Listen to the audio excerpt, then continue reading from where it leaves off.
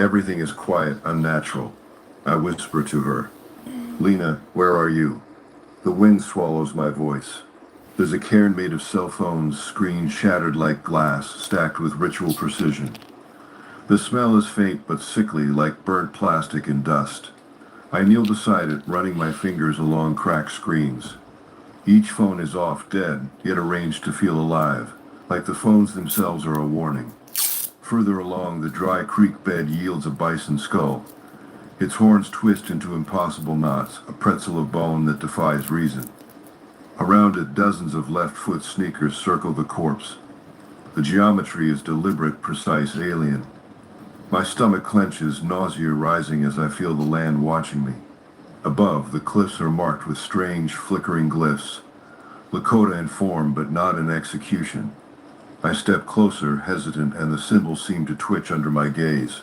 I blink. They shift. I step back. I breathe hard. The land does not belong to me, and I do not belong here. Somewhere beyond the ridge, I feel a pulse, a presence waiting, unblinking. I set up a hidden camp beyond the ridge, among rocks that offered scant shelter. I didn't trust the terrain or the air itself, so I kept my fire small, my movements measured.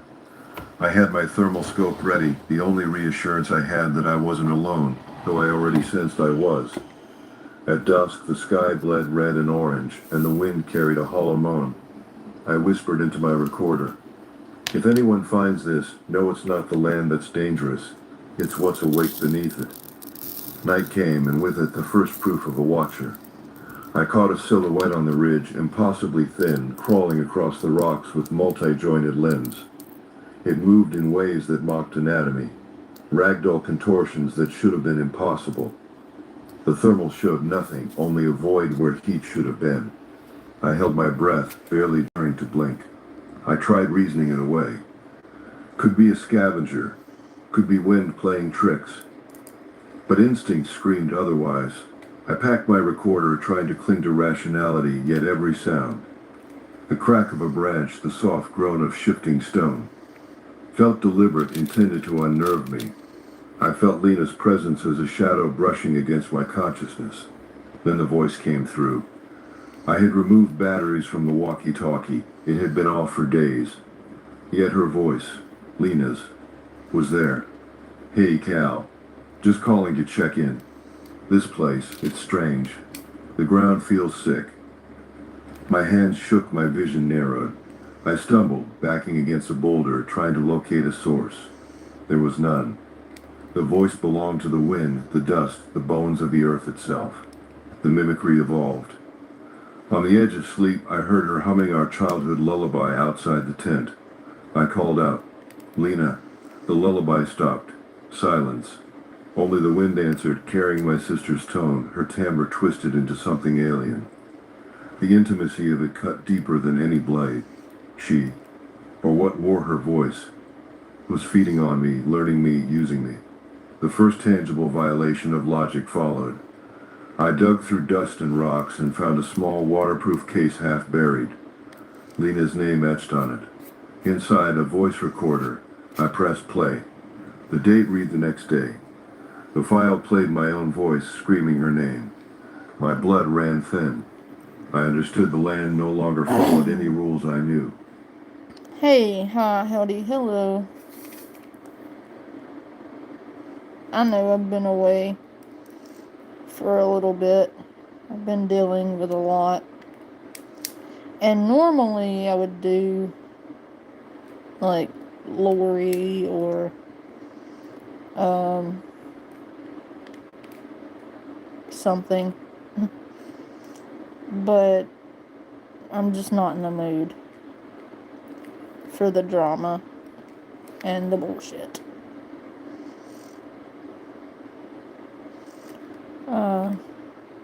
Just dealing with a lot right now, so I thought we would have some chill time and listen to scary stories and do diamond art or something.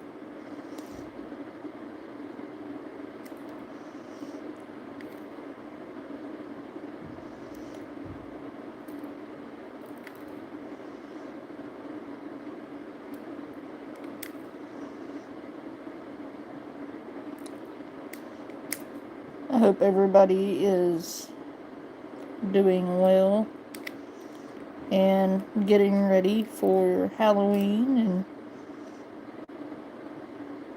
spooky stuff.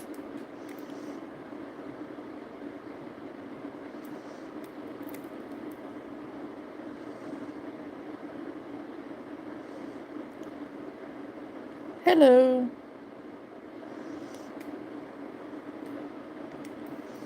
This one's actually going to be really pretty.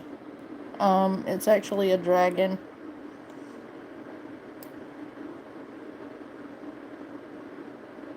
It's going to be gorgeous. I like the cherry trees.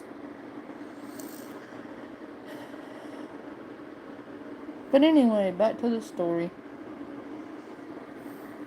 Linear time was irrelevant. The final betrayal that night was the tent. I woke to a zipper silently opened. My sleeping bag lay flat, but in its center was a single polished molar. Human. The entity didn't need to confront me directly. It was teaching me that barriers, boundaries, and locks were illusions. The desert whispered that I was seen, cataloged, and anticipated. I pulled the tent closed and trembled, realizing that nothing about this hunt would be conventional. Morning was brittle. The sky pressed down with a pale, colorless light. I broke camp and followed the red circle on my Appalachian map, the one I had pinned to a rock near my last campsite. How it had appeared there, I didn't know. I had locked that map in my truck. The land was teaching me that nothing was sacred, nothing was mine to claim. Every step toward the industrial... And I don't normally give acknowledgement to idiots. But what I will say is, I've been vindicated. Irrefutably vindicated from all of the bullshit and rumors that were spread. Not that it matters. But, not one of you have apologized. And you keep laughing like idiots. Like the truth isn't out there.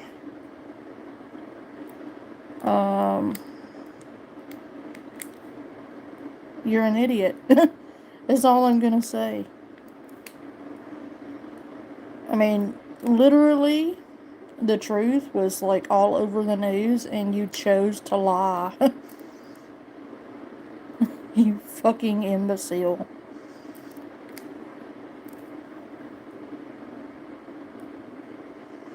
Site felt like a negotiation with reality itself. The abandoned fracking operation rose from the badlands like a carcass of metal. Rust... And I don't know what the 100 is. Thank you, Cora, for the 100 things.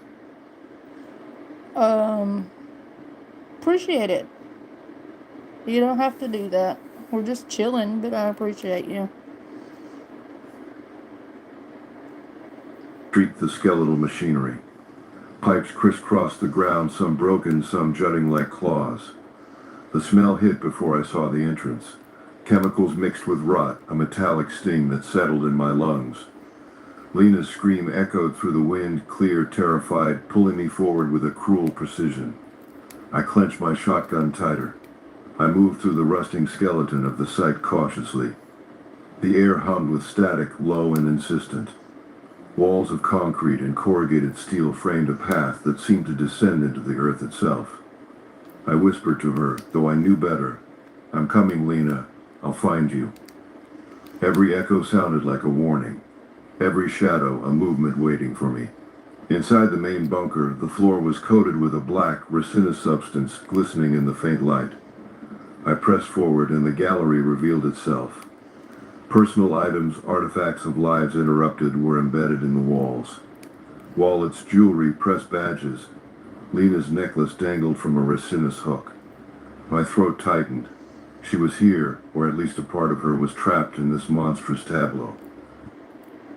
The shaft descended into darkness, a void that seemed to inhale the air. From it, the entity emerged. The shape was horrifying, vaguely humanoid yet contorted with insectile limbs bending against all natural angles. Rusted metal fused with flesh. Its head was a smooth, pale blank. It moved without sound, yet the air vibrated with a pressure I could feel in my chest. From its torso, Lena's voice emanated calm, almost cheerful. "You found me, Cal." I raised the shotgun, heart hammering, but the creature did not hesitate. It stepped closer, limbs folding and unfolding in impossible sequences. My mind scrambled to comprehend a form that defied every rule I knew. It was alive, yet it was constructed from decay, machine, and bone. It was her voice that betrayed the location of its heart, the anchor of what it had taken from the world and from me. The first echo of intervention came as sharp pneumatic hisses. Heavy steel doors slammed down, sealing the bunker. White gas poured from hidden vents, turning resin into a bubbling, dissolving sludge. The creature collapsed, convulsing as if its entire form was being rewritten. A figure descended in a hazmat suit, voice calm, synthesized. Containment breach neutralized. Subject Hemlock's unsanctioned presence has been noted. Relief was irrelevant. I was not saved. I was an anomaly, a witness, a contaminant in a system I could not understand. The figure in the hazmat suit stepped closer, gliding over the slick, blackened floor without hesitation. Its voice was calm, mechanical. "You will not remember this. Your history will reflect grief and hallucination. Any attempt to recall this event will be suppressed by standard protocol." I swallowed hard, staring at the helmet's reflective visor. No face, no compassion, just procedure. I tried to argue. "Wait, she's still in there." My voice cracked, desperation spilling out like the dust of the Badlands. The suit didn't respond. It merely raised a hand, a syringe gleaming with a pale fluid. "You are a vector. Memories are volatile. Compliance is mandatory." The cold logic of the words cut deeper than any fear. It didn't matter that my sister was gone. That truth. Hello, that guy. Hello, Demon Slayer. Hello, Myra. Hello, everybody. And another thing that I would like to say to the peanut gallery is that because the truth was out there, everything you tried to do failed. I wonder if worst of the internet's words ring in your ears. I bet they do. I bet they haunt you. Also, in spite of everything you tried to do to me, I survived it.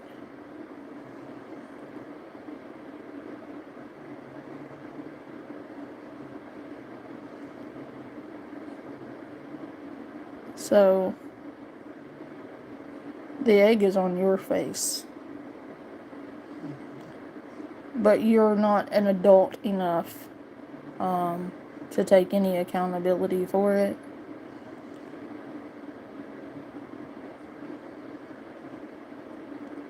You should be embarrassed instead of laughing. I would be embarrassed if I were you. Pathetic. Still screamed. My body tensed, but I could feel the sedative already taking hold. I fell into darkness. The room seemed to tilt and rotate as the chemical crawled through my veins, smothering thought, dragging the edges of reality into fog. Lena's scream, the entity's form, the black resin, all began to unravel into a single, persistent hum in the back of my skull. I wanted to fight it, to cling to the narrative I had been living for months, but the world dissolved. When I awoke, it was white. Endless white. The bed beneath me felt sterile, unyielding. The walls offered no shadow, no corner to hide in. A single observation window ran along Wait one a side of the minute. room, reflecting only my own eyes. Wait a minute. Wait a minute. Wait a minute. Did he just say the bed he was sleeping in felt sterile? I would hope that whatever bed you're sleeping in is sterile and clean and unsoiled. What other kind of bed would you be sleeping in? I'm sorry. I catch the weirdest shit. Like, what the hell? The bed I'm in felt sterile. Well,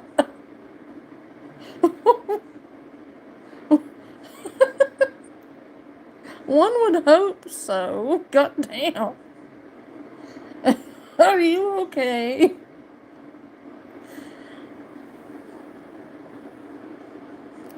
That makes me wonder if he's used to sleeping in soiled beds. I just have to ask.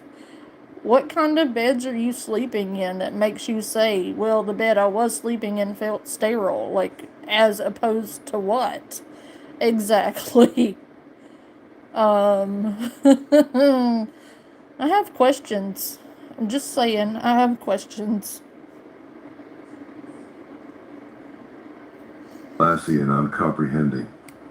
Every detail of the Badlands, the fracking site, the entity, Lena's voice had been excised from my memory, or buried beneath layers of official explanation.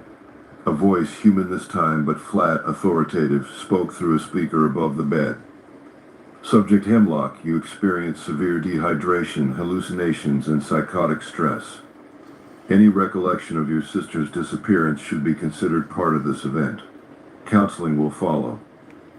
I tried to respond, to speak the truth, but words clung to my throat, as though the air itself refused to carry them. The first hours were a haze.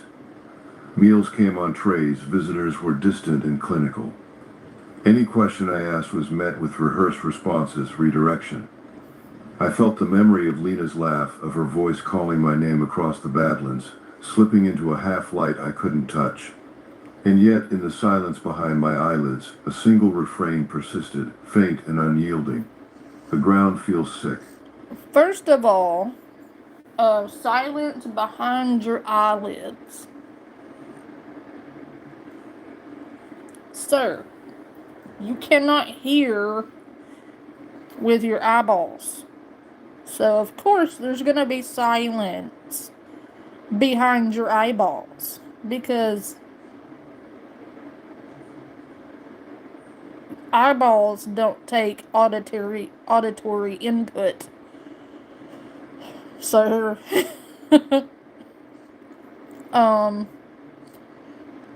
some of these stories sound like they're trying to sound intelligent and they use too many words.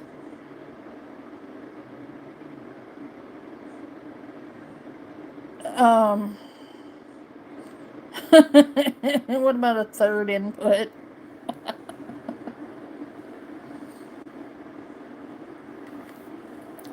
But he said the silence behind his eyeball. First, he said he felt like the bed he was in was sterile. Well, I would hope so. Behind your eyeballs, there is scratching, itching, and noises. I'm sorry. I'm trying to take this seriously. I really am. But the verbiage here is just, I swear to God. I'm trying. Hey, Tammy. And hello, Scott. And Soy Jack.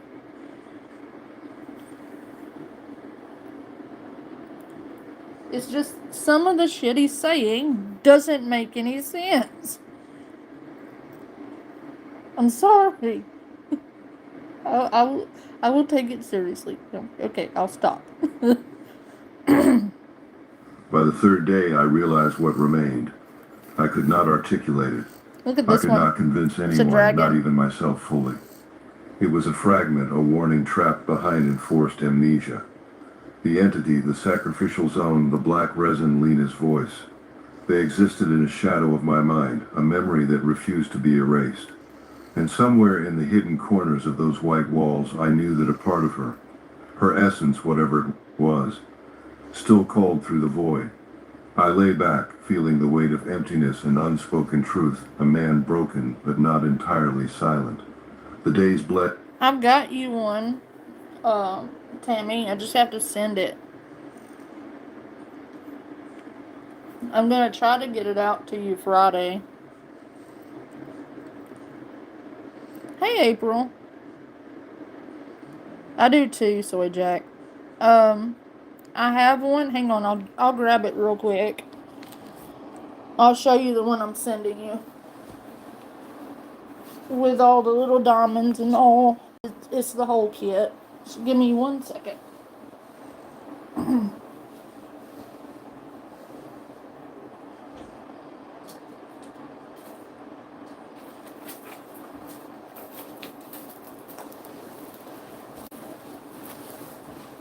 Oh, okay, I'm back. It's this one.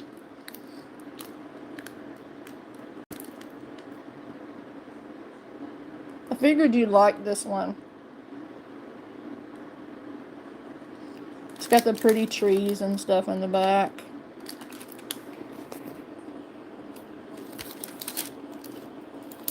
I'll get it out maybe Friday. It's a cat. It is not. It's a wolf.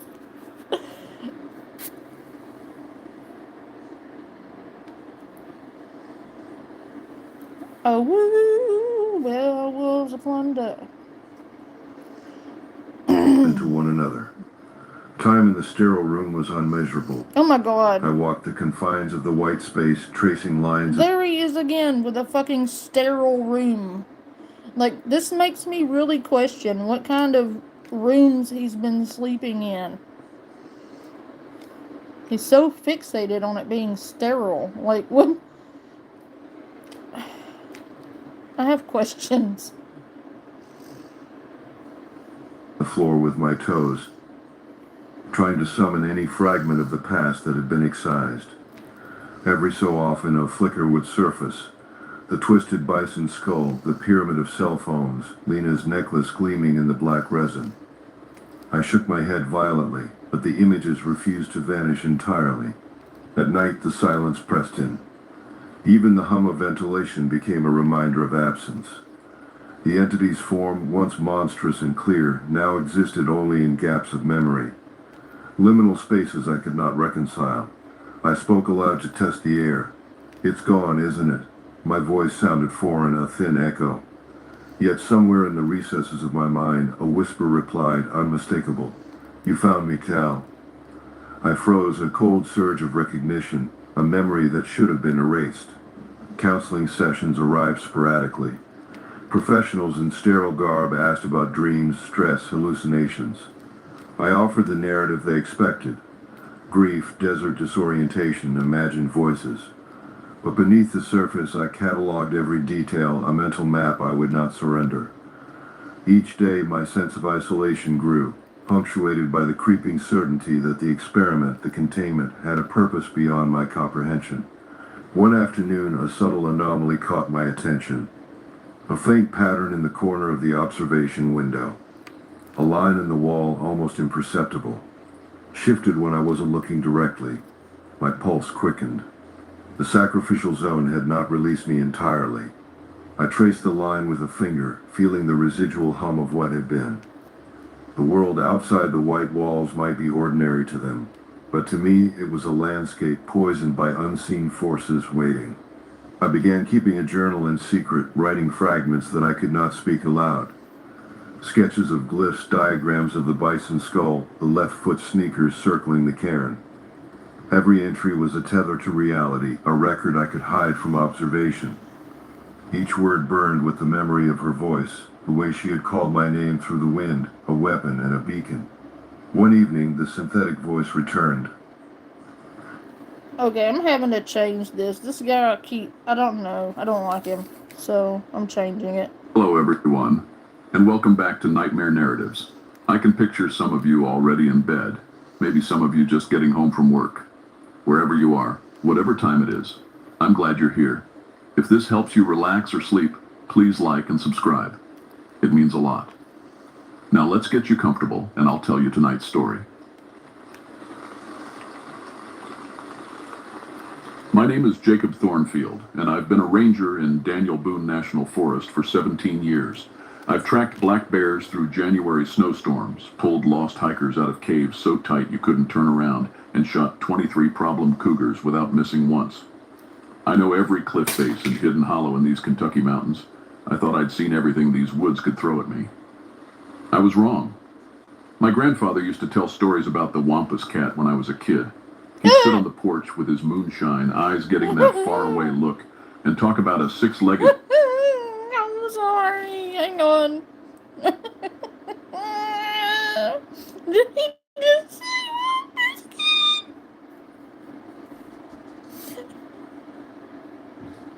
Did he just say Wampus cat?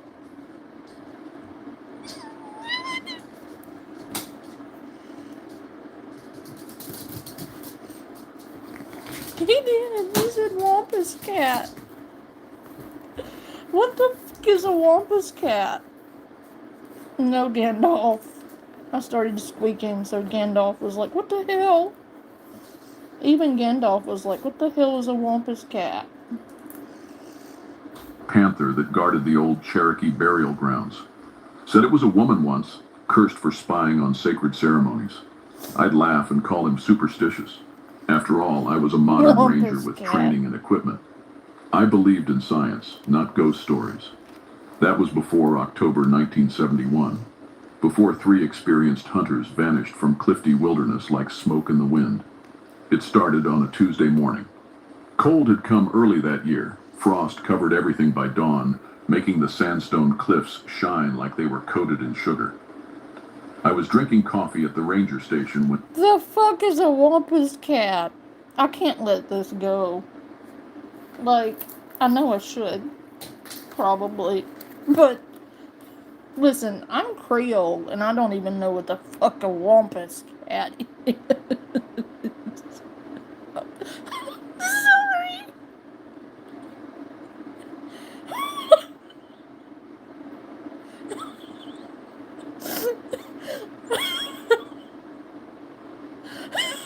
I can't breathe. The fuck is a Wampus cat?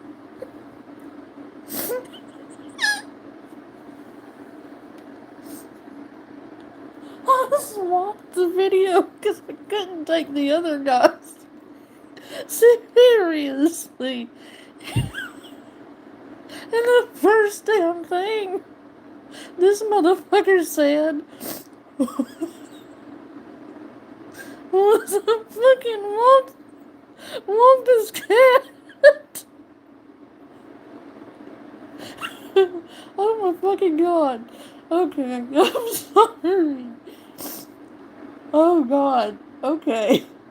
So this is... Okay. Deputy Earl McKenzie called. Earl and I grew up together, hunted these same woods as boys. Jake, we got a situation, Earl said. His voice had an edge I didn't like. 3 bow hunters didn't come home last night. Truck's still at the Gray's Arch trailhead. I bet it was the Probably Wampus just camped cat. out, I said. It's peak rut season. They're probably tracking a big buck. Their bows are in the truck, Jake. All of them. That made me put down my coffee. I'm sorry. No hunter leaves his bow behind during deer season. Not unless something's very wrong. I grabbed my gear. Winchester rifle, rope, first aid kit, and headed out. The drive to Gray's Arch took 40 minutes on dirt roads that twisted through trees so Beware the house of the Wampus cat. Listen.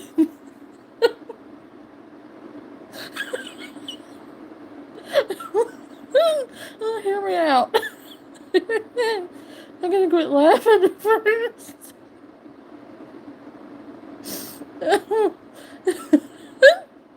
Okay, so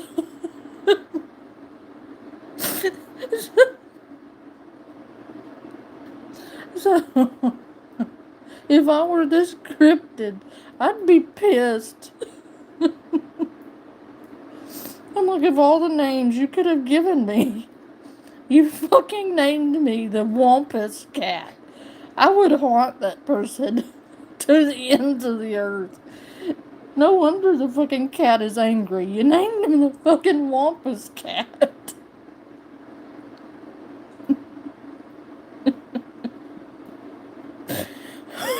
I can't. Oh my god. Like, of all the cryptid stories I've ever heard. And I'm supposed to be afraid of something called Wampus.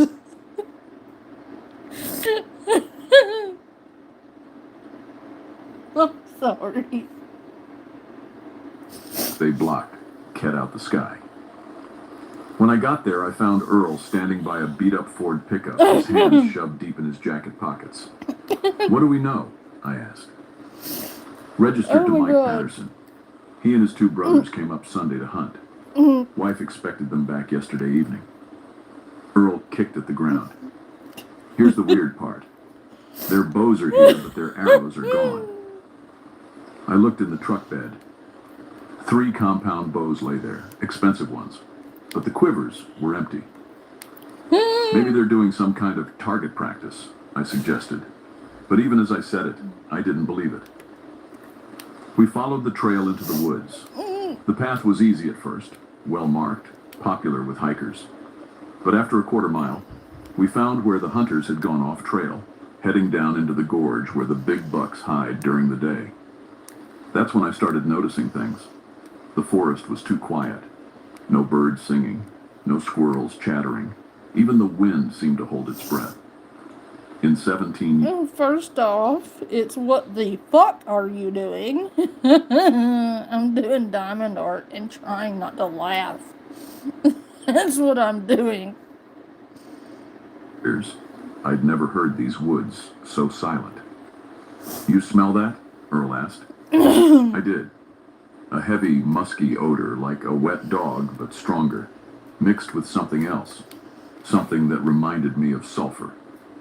We found their campsite in a small clearing near a rock overhang. The tent was still up, but it looked like it had been in a fight. Canvas ripped.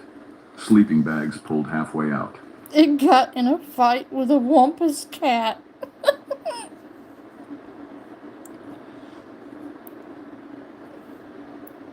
No. No. No one cannot F you. I'm good.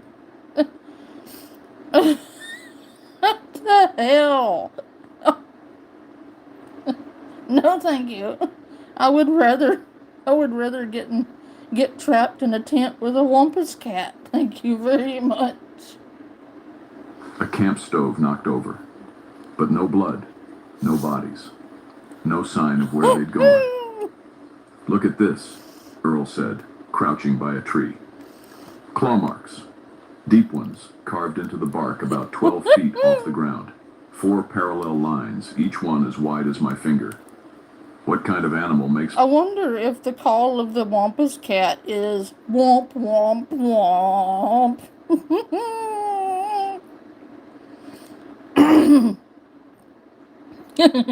I'm sorry. I can't take this seriously. I can't. Anything named the Wampus cat, I probably shouldn't be saying that so many times. Anyway, I can't. It's kind of like asking me to take something called cushy tacos seriously. Happy birthday, Bay Bunny. I hope you have a good one. And I hope that you don't run into any Wampus cats. I hear they're dangerous. Marks that high? Earl asked. I didn't answer. I was staring at the tracks near the tent. Paw prints. Definitely from a cat. But they were huge. 6 inches across. Bigger than any cougar I'd ever seen. And the spacing was wrong. The stride was too long, too wide. And there were 6 prints in each set, not 4. Maybe it's a bear, Earl said. But he didn't sound convinced. I knelt down and measured the print with my hand. A cold feeling started growing in my stomach. My grandfather's voice echoed in my head. 6 legs, boy. The Wampus cat walks on 6 legs. We need to follow these tracks, I said, standing up. We started walking. The prints led deeper into the gorge, toward the cliffs. The smell got stronger. The silence got heavier. My radio started crackling with static, even though we shouldn't have been in a dead zone yet. After 20 minutes, we found the first arrow. It was snapped in half and stuck in a tree trunk, 15 feet off the ground. The metal tip was bent like it had hit stone. How does an arrow get up there? Earl whispered. 10 feet farther, we found another one. Then another. All broken. All impossibly high. The tracks led us to the base of a cliff face. 200 feet of sheer sandstone, impossible to climb without gear. The paw prints went right up to the rock wall and stopped. Just stopped. Like whatever made them had walked straight through solid stone. Earl pulled out his handkerchief and wiped his face. I don't like this, Jake. Neither did I. But I was a ranger. I had a job to do. Let's check the top of the ridge, I said. Maybe they tried to climb up. We found a path that switchbacked up the cliff. It took us 40 minutes of hard hiking. My legs burned and my breath came in clouds. The temperature seemed to drop with every step, even though we were climbing higher. At the top, we found something that made my blood run cold. 3 hunting arrows arranged in a perfect triangle on a flat rock. In the center of the triangle, someone had drawn a symbol in what looked like dried blood. What is it, A Gandalf? 6-pointed star with a circle around it. That ain't natural, Earl said. No, it wasn't. I called Mary Sixkiller that evening. She was a Cherokee elder who lived in a cabin near the forest boundary. My grandfather had known her family, said she knew things about these mountains that no ranger manual could teach. She answered on the 3rd ring. Jacob Thornfield, I wondered when you'd call. How did you know it was me? 3 men went into the forest. The old guardian is awake. Of course you'd call. Her voice was calm, like she was discussing the weather. Gandalf. Come see me tomorrow. Is it Bring boy? tobacco. I didn't sleep that night. Every time I closed my eyes, I saw those paw prints with 6 toes. The arrows arranged in a triangle. The claw marks 12 feet it's a high. good boy. At dawn, I drove to Mary's cabin. Good She was waiting on boy. the porch, a small woman with long silver Good hair and boy. eyes that seemed to look right through me. Oh, I'm gonna get it. Your grandfather told me the stories, she said. It wasn't a question. Ow. He told me a lot of stories. But you didn't believe him. She stood Whoa. up. Come, I'll show you something. She led me into her cabin. The walls were covered with old photographs and maps. She pointed to one, a hand-drawn map of the forest from maybe 100 years ago. Areas were marked with Cherokee writing. These are burial Gandalf. grounds, she said, pointing to several spots. Sacred places where our ancestors Good rest. boy. Your missing hunters went into this area. Her finger landed on a spot marked with a red circle. This is where the guardian walks. Ow. The Wampus No. cat, I said. That's That's what your people call her. We call her Utlunta, the one who watches. She was a woman once, curious about the sacred ceremonies reserved for men. She spied on them, broke the taboo. The medicine men gave her the face and body of a cat, 6 legs so she could never rest, and made her the eternal guardian of our dead. That's just a legend, I said, but my voice sounded weak even to me. Mary looked at me with those sharp eyes. Is it? Then explain the tracks. Explain the arrows. Explain why 3 experienced hunters vanished without a trace. I couldn't. Something woke her up, Mary continued. Something disturbed the sacred ground. When that happens, she hunts.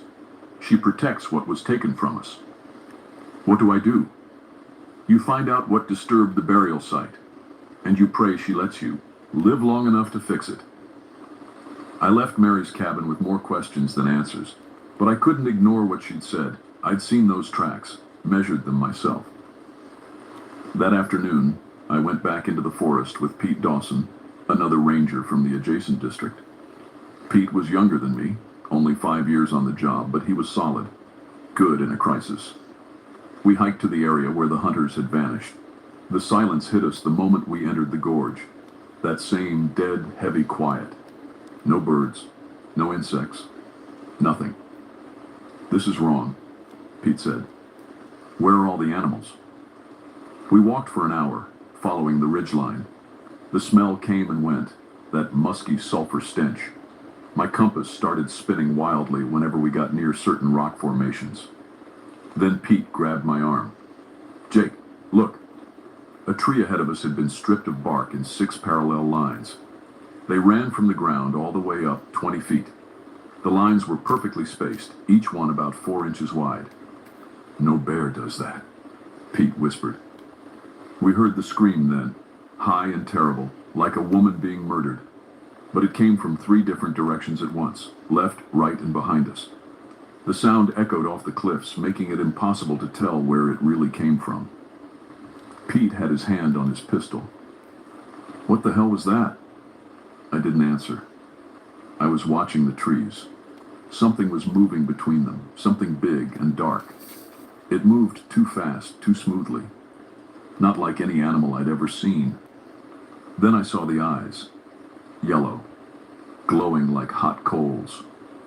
They were up in the trees, maybe 15 feet off the ground, watching us. "Pete," I said quietly, "don't run."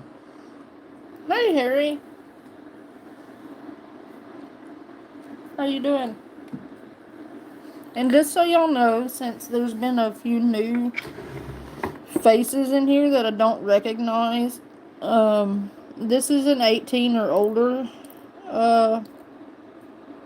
channel, because a lot of the content I do, like the drama related stuff, is not for kids. Like ghost stories, I would probably be okay, but I just don't feel comfortable.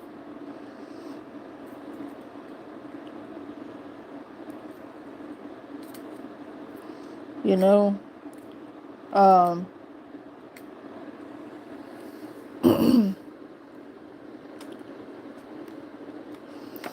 So it is a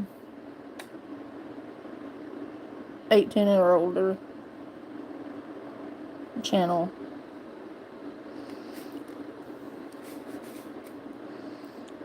Soy Jack. How'd you do that?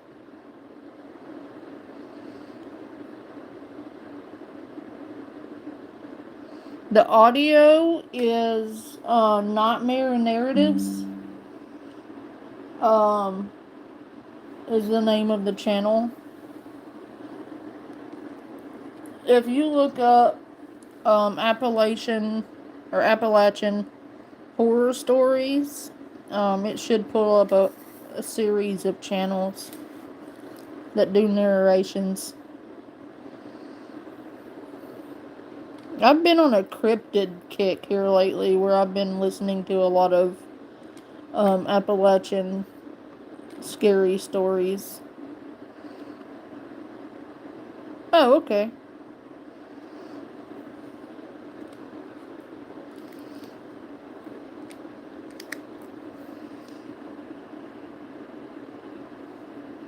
The eyes blinked. Once, twice. Then they were gone. We stood there for maybe 5 minutes, not moving, barely breathing. The forest stayed silent. Finally, Pete spoke. "Tell me I didn't just see that." "You saw it." We started backing, away, keeping our eyes on the trees. We'd made it maybe 20 yards when we heard something behind us. A low, rumbling growl that seemed to come from the earth itself. I spun around. Nothing there. Just trees and shadows. "Let's get out of here," Pete said. We walked fast, not quite running, but close. The whole way back, I felt eyes on my back, watching, following, waiting. When we reached the trailhead, I turned to look back into the forest. For just a second, I saw it. A massive shape moving between the trees. Too big to be a cougar, too fast to be a bear, and it was moving on 6 legs. That night, Deputy Earl called me at home. His voice was shaking. "Jake, we found one of them. Mike Patterson's younger brother, Danny. He's alive, but Earl paused. You need to see this. I drove to the hospital in town. They had Danny in a private room. When I walked in, I almost didn't recognize him. His hair had gone completely white. His eyes were wild, darting around the room like he was seeing things that weren't there. Danny, I said softly. It's Ranger Thornfield. Can you tell me what happened? He stared at me for a long moment. Then he started to cry. It had 6 legs, he whispered. 6 legs in Mama's voice. It called to me in Mama's voice, Jake. But when I got close, I saw its face. It wasn't Mama. It wasn't anything human. Where are Mike and Thomas? I asked. It took them. Dragged them up into the trees like they weighed nothing. They were screaming, and I ran. God help me, I ran and left them there. His hands were shaking. I noticed long scratches on his arms, deep ones that would leave scars.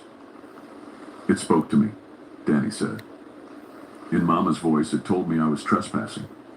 Told me the old blood demands payment. What does that mean, Jake? What old blood? I didn't have an answer.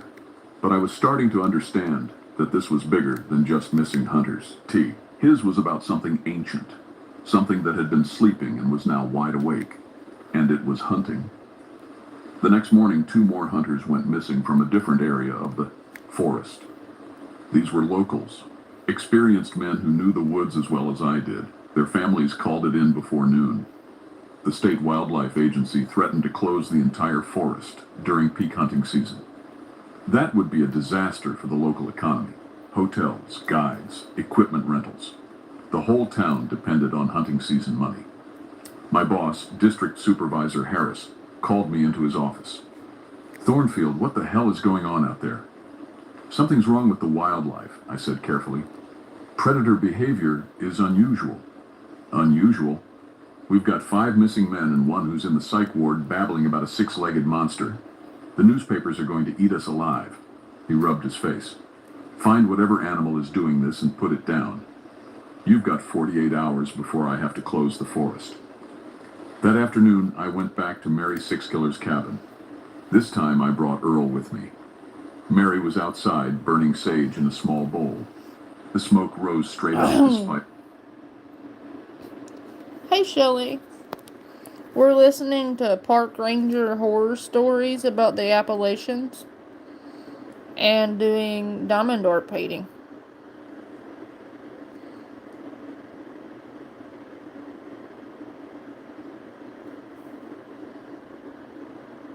A steady breeze.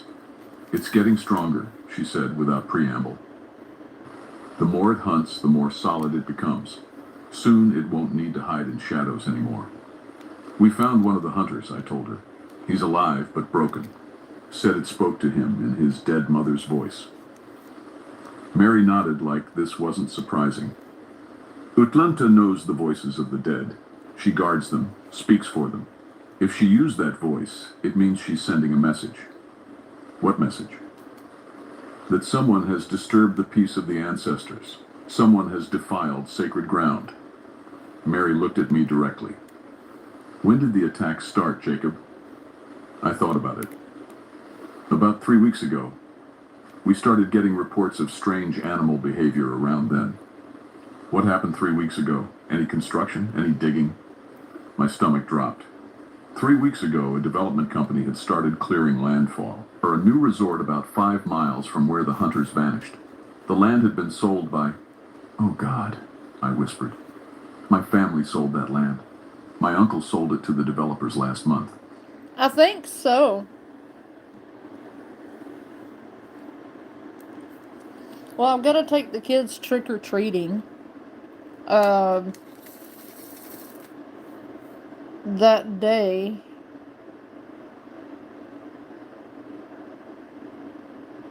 Ooh, I need one of those. But no, I'm gonna take the boys trick-or-treating. And then that night, I think we'll do, ghost stories. And, you know, make a spooky night of it. 'Cause, you know, We can do ghost stories, skinwalker stories, like have a whole paranormal sleepover kind of thing. Because I meant to last year, and the shit hit the fan, and I couldn't do it. So this year we're going to do ghost stories and spirit box and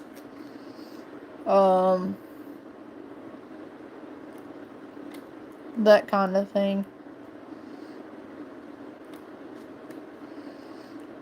Be like a spooky sleepover with Panda.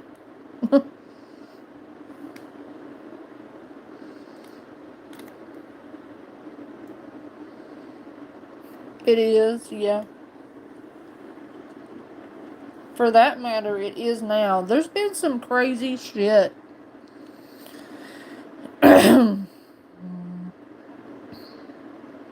Happened to me over the last, I want to say,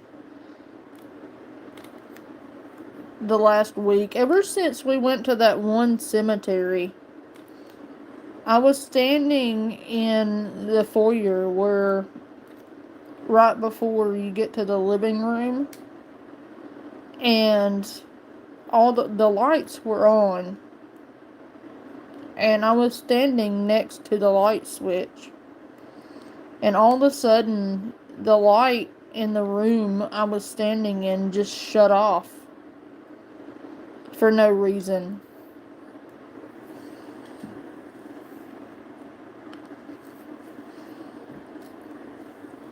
What gas station? Is there a haunted gas station?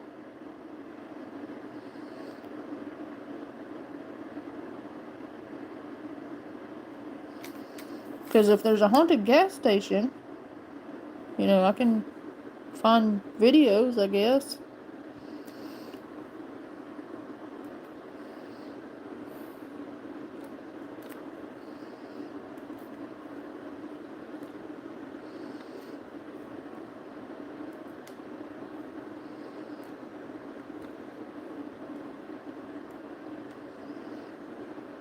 I think, though, if there was anything happening with a gas station, it would be the crazy people who go through there in, like, the wee hours of the night. I've seen some questionable people,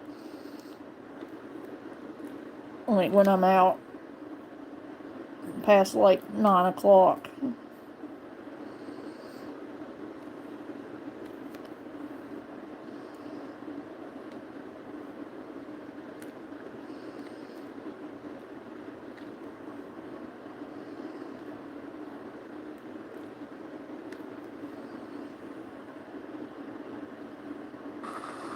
Mary's expression didn't change, but I saw something in her eyes.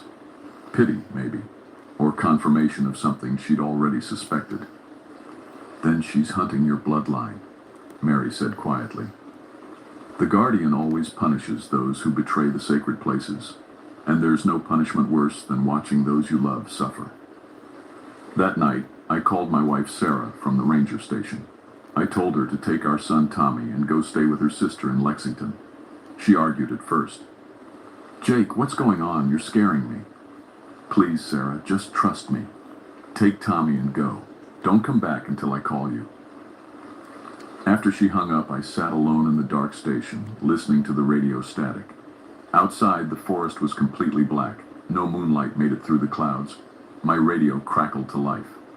At first, it was just static, but then I heard something underneath the noise. Singing. A woman's voice singing in Cherokee. I grabbed the microphone. "This is Ranger Thornfield. Who's on this frequency?" The singing stopped.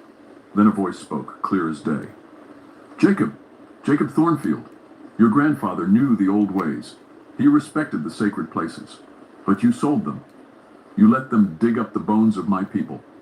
Who is this?" My hand was shaking on the microphone. "You know who I am.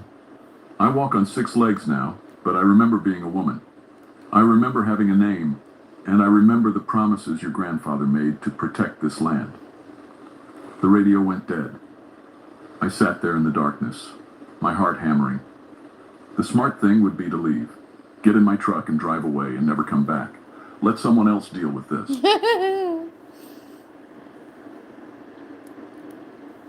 I love Shelly. She's like, my family were definitely dodgy people. Bootleggers.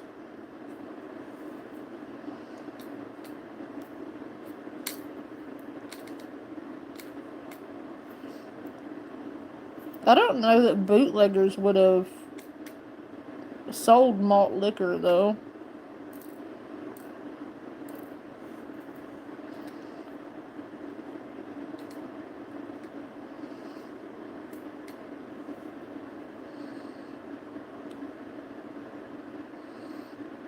Oh, hey, Hammer. No problem. I try to pop on whenever I see you live.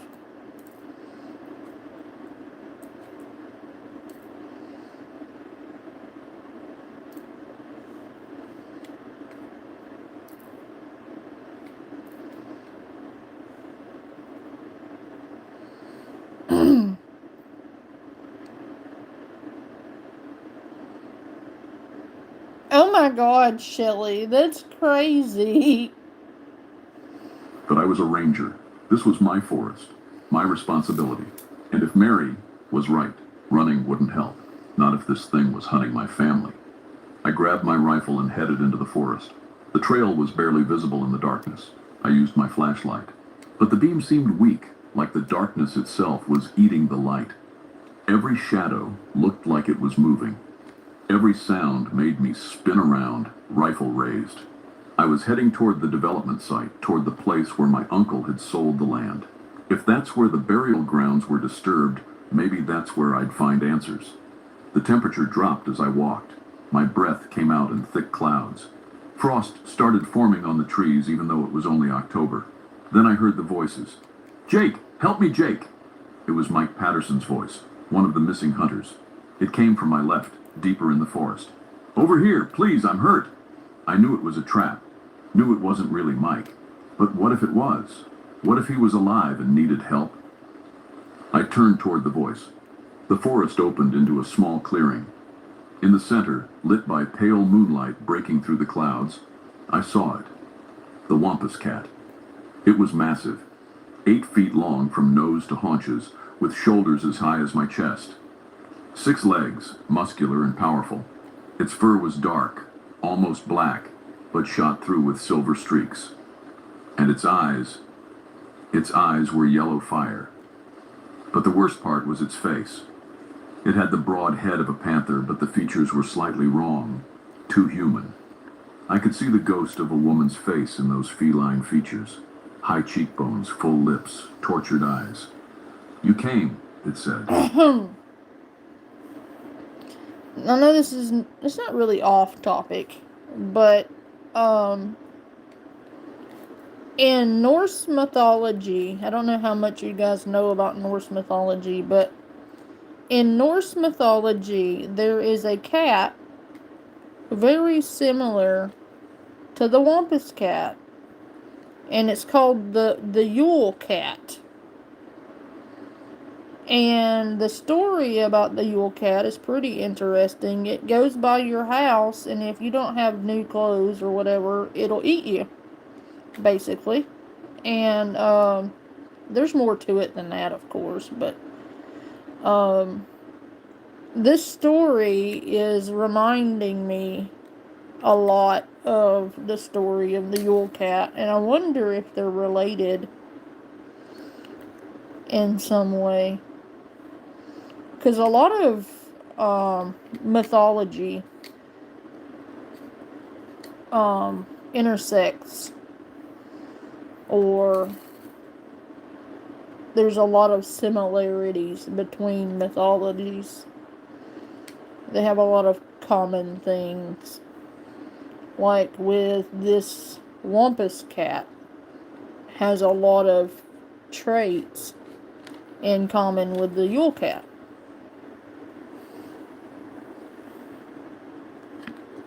And hello, Nora. I'm just curious It didn't say anything, but like I wonder if it's somehow connected. It's probably irrelevant, but I just thought that was interesting.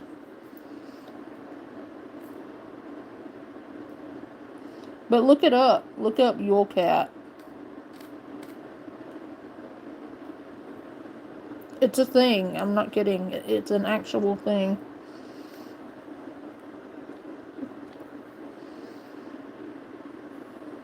The voice came from its mouth, but also from everywhere around me. Brave, like your grandfather. But is it bravery or guilt that brings you here? I didn't know, I said. My voice came out as a whisper. I didn't know about the burial grounds. Ignorance is not innocence. The creature began to circle me. It moved with impossible grace, all 6 legs working in perfect coordination. Your family took payment for land that was never yours to sell. The bones of my people were Scots, uttered. Their rest was disturbed. Blood demands blood, Jacob Thornfield. Life demands life. My rifle was still in my hands, but I knew it was useless. You can't shoot a spirit. You can't kill a curse made flesh. What do you want? I asked. Justice, protection, respect for what was taken. The Wampus cat stopped circling and faced me directly. Your grandfather understood this. He made promises to my people. Promises that died when he died. Now the land is broken. The dead cry out, and I must answer their cries. I'll fix it, I said. Tell me how to fix it. The creature's eyes flared brighter. Can you undig the graves? Can you return the bones to their rest? Can you rebuild what was destroyed? I'll try. I'll do whatever it takes. Words, the Wampus cat hissed. Your people are full of words. But the dead need more than words. They need action. They need... The creature's head suddenly snapped to the side, looking past me. Its ears flattened against its skull. Go, it said. Others come. They bring guns and ignorance. If you want to save them, take them away from this place. The sacred ground must not be violated further. I heard voices behind me. Earl and Pete, calling my name. They'd followed me into the forest. When I turned back, the Wampus cat was gone. Just empty moonlight and frost-covered ground. Earl and Pete burst into the clearing, both carrying rifles. Jake, we heard screaming, Earl said. Are you okay? I looked at where the creature had been standing. 6-toed paw prints marked the frost, each one as clear as day. We need to leave, I said. Right now. A scream echoed through the forest, the same terrible woman's scream we'd heard before. But this time it was closer, and it was followed by others, a chorus of screams that seemed to come from the earth itself. We ran. Behind us, I heard trees crashing, the thud of heavy paws on frozen ground, and underneath it all, that voice, speaking in Cherokee, singing the death songs of her people. We made it to our trucks just as dawn started breaking. All 3 of us were covered in scratches from running through brambles.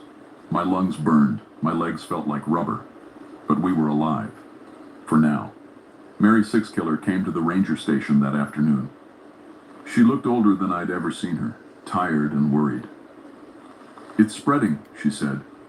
Utlunta's rage is growing. Last night, farms 3 miles from the forest lost livestock.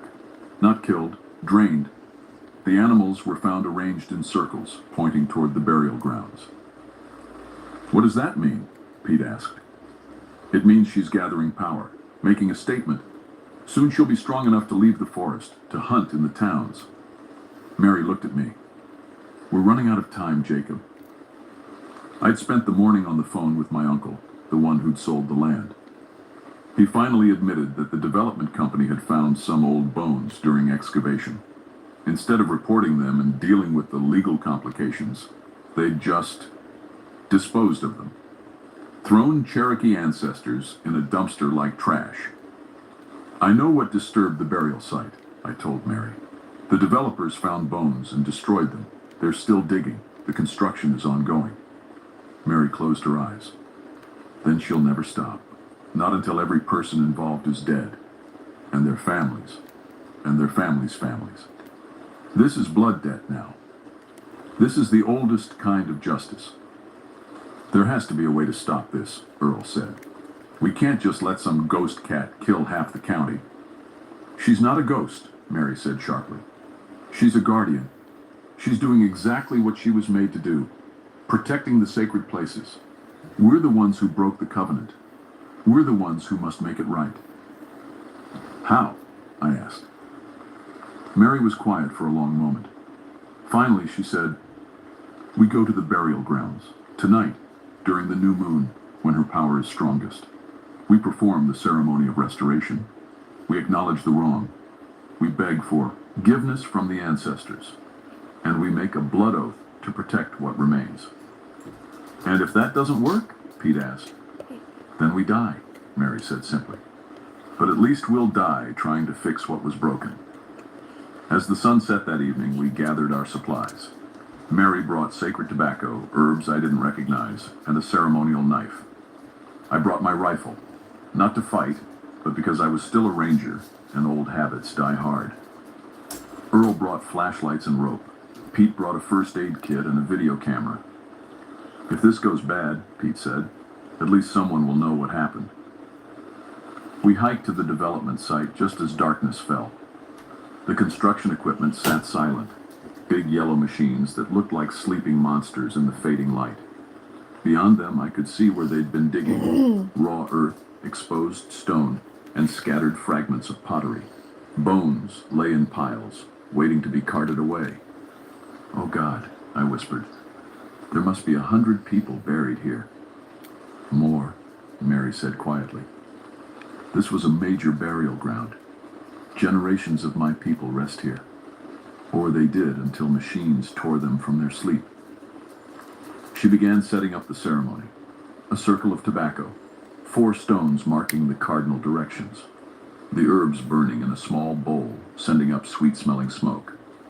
As she worked, the temperature dropped. Frost formed on the ground. The construction equipment started to creak and groan, metal contracting in the sudden cold. She's here, Mary said. She knows what we're trying to do. Yellow eyes appeared in the darkness. Not just 2, but dozens. They ringed the entire excavation site, glowing like candles in the night. Utlunta, Mary called out in Cherokee, then in English. We come to acknowledge wrong. We come to beg forgiveness. We come to make restoration. A voice answered from the darkness. That same woman's voice, but layered with something else. Something ancient and furious. Restoration? You think words and smoke can restore the scattered bones of my people? You think a ceremony can undo the desecration? The wampus cat emerged from the shadows. In the darkness, she was even more terrifying. Her fur seemed to absorb light. Her 6 legs moved with predatory grace. And her face, that terrible human face trapped in animal form, showed only rage. We offer blood, Mary said steadily. Not in violence, but in covenant. Jacob Thornfield, whose family sold this land, offers his blood and his life in service to protecting what remains. I stepped forward, though every instinct screamed at me to run. Mary handed me the ceremonial knife. Cut your palm, she said quietly. Let your blood fall on the earth. Make the oath. I cut. It hurt, sharp and clean.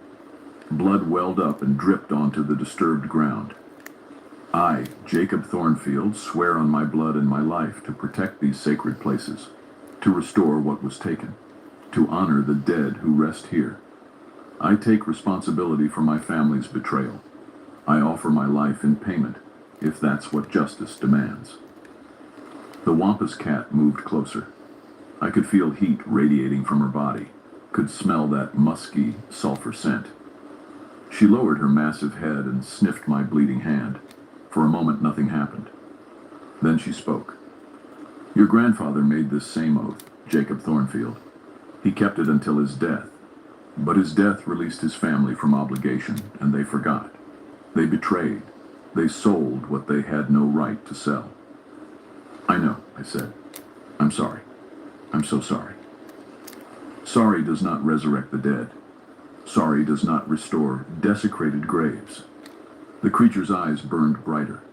But an oath sworn in blood, that has power, that can bind. Mary started chanting in Cherokee, a prayer or invocation I couldn't understand. The Wampus cat circled us slowly, all 6 legs moving in rhythm with the chant. If you swear this oath, the creature said, it binds not just you, but your son, and his son, and all who come from your blood. Jean, ration after generation, your family will guard this place. Break the oath, and I return. I am patient. I am eternal. I will wait 100 years if I must, but I always return. I swear it, I said. The Wampus cat lowered her head until her face was inches from mine. I could see the woman trapped inside the beast, could see centuries of pain and rage in those yellow eyes. Then it is done, she said. The dead accept your oath. The covenant is renewed. But know this, Jacob Thornfield, I am not gone. I am never gone. I sleep in the shadows of these mountains. And if your family breaks faith again... She didn't finish the sentence. She didn't have to. The yellow eyes in the darkness began to fade. The temperature slowly rose. The Wampus cat took a step back, then another. Her form became less solid, more shadow than substance. We will find the scattered bones, Mary said. We will return them to proper rest. We will mark this place as sacred, protect it from further harm. The Wampus cat nodded once. Then she turned and walked into the darkness. All 6 legs moved in perfect synchronization. Within seconds, she was gone, like she'd never been there at all, except for the 6-toed paw prints in the frost, and the deep claw marks on the construction equipment, and the 2 bodies we found at the edge of the excavation site, Mike and Thomas Patterson, dead for days, but their bodies had been carefully arranged, hands crossed over their chests, respectfully laid to rest. The Wampus cat had killed them, but she'd honored them in death. The official report said the Patterson brothers were killed by a rogue mountain lion. The state wildlife agency closed that section of forest for 2 weeks for wildlife management. Everyone accepted this explanation because it was simple, rational, and didn't require believing in impossible things. The construction company abandoned the development site. Unexplained equipment failures, worker injuries, and a mysterious fire that destroyed their office trailer convinced them to cut their losses. The land was eventually purchased by a conservation trust, purchased with money from a fund my grandfather had apparently set up years ago for exactly this purpose. I spent the next 6 months working with Mary and several Cherokee elders to locate every scattered bone from the excavation. We found most of them. The ones we couldn't find, we marked with sacred stones and prayers. The burial ground was properly blessed and consecrated. A fence was built, not to keep people out, but to mark the boundary of sacred ground. My son Tommy asks me sometimes why we visit those remote spots in the forest, why I teach him about respecting the old places. I tell him it's part of our family tradition, our family responsibility. Someday, when he's older, I'll tell him the whole truth. Because the Wampus cat is still there. I've seen her tracks on foggy mornings, heard her screams echoing through the gorges on quiet nights. Sometimes, when I'm working alone in the deep forest, I feel eyes watching me from the shadows. But she doesn't hunt anymore. Not unless someone threatens the sacred places. She's gone back to being what she was meant to be, a guardian, not a monster. Pete transferred to a different district, said he couldn't shake the nightmares. Earl still works as a deputy, but he doesn't go into the deep woods anymore. Danny Patterson never recovered. Last I heard, he was in a facility in Louisville, still seeing 6-legged shadows wherever he looks. As for me, I kept my oath. I'm the ranger for this section of forest, and I'll stay here until I can't work anymore. Then I'll pass the responsibility to Tommy, just like my grandfather tried to pass it to my father, who refused to believe. I won't make that mistake. Sometimes tourists ask me about the Wampus cat.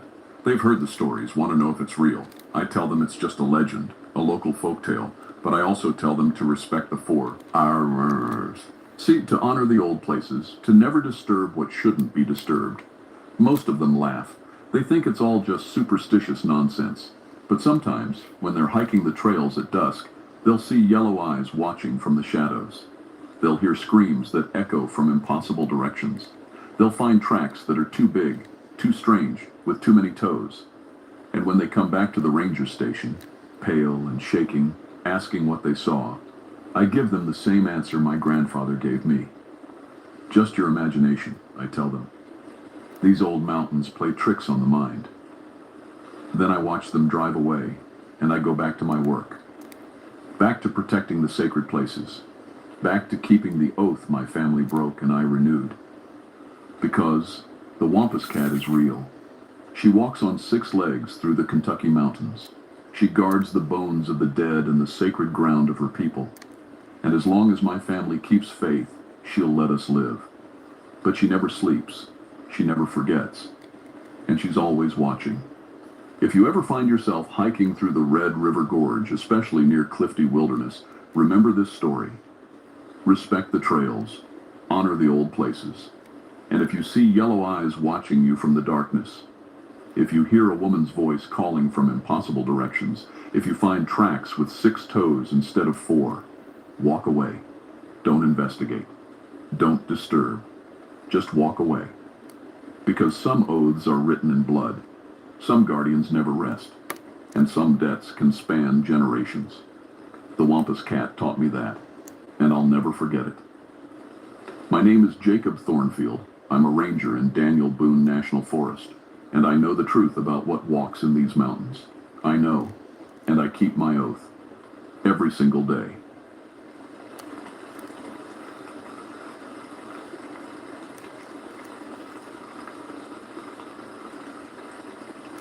My name is Robert Ashford, and I've been a ranger in West Virginia's Monongahela National Forest for 19 years.